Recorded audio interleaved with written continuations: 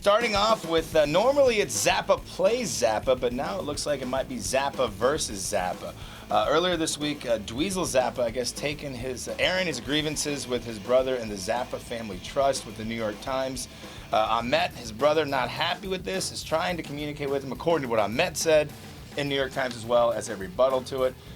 Numbers being thrown around, things about this and stuff about that, but hopefully they'll get it all resolved, because I don't think that Frank Zappa would like his kids arguing over any sort of monetary value of the Zappa music and whatnot. Just play the music, enjoy the music, long live Zappa.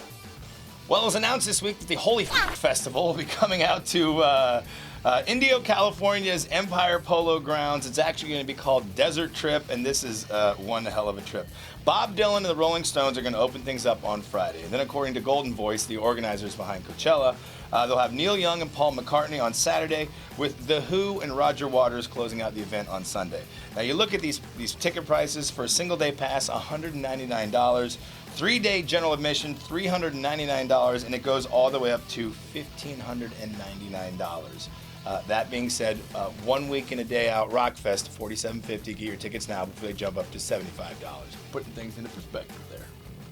Well, speaking of concerts and whatnot, it was announced this week that 7,000 AC/DC fans who bought their tickets to see the band perform May 16th, or the 16th of this month, in Belgium have asked for a refund, since, of course, it's going to be Axl Rose stepping in for Brian Johnson. Now, I don't think this is going to be a thing where no one's going to show up to see this show. I suspect that many folks will do that. I believe tonight or tomorrow is the opening night in Lisbon, so we'll see how this whole thing shakes out, but as of right now, it looks like 7,000 Belgian fans say no Axl Rose.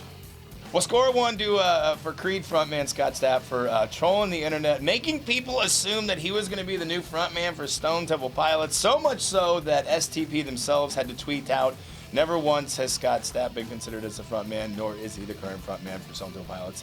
He pulled a little bait and switch on y'all. If you remember, Scott Weiland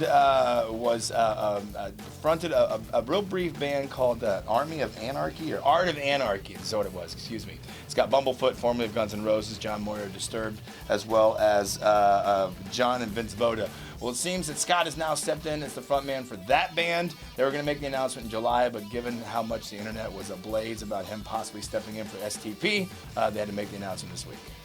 And close out your weekly rock wind-up with a couple of new stuff announcements. Sharknado 4 coming to Sci-Fi Sunday, July 31st. We'll see some notable names in it. Wayne Newton, Motley Crue's Vince Neil.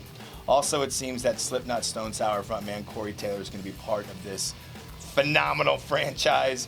Other notable actors and actresses: David Faustino, who is in Married with Children; Stacey Dash from Clueless, and now a Fox News correspondent, Giggle; Gina Lee Nolan and Alexandra Paul, who are both part of Baywatch. Of course, Ian Ziering is reprising his role as the shark-fighting hero, Finn.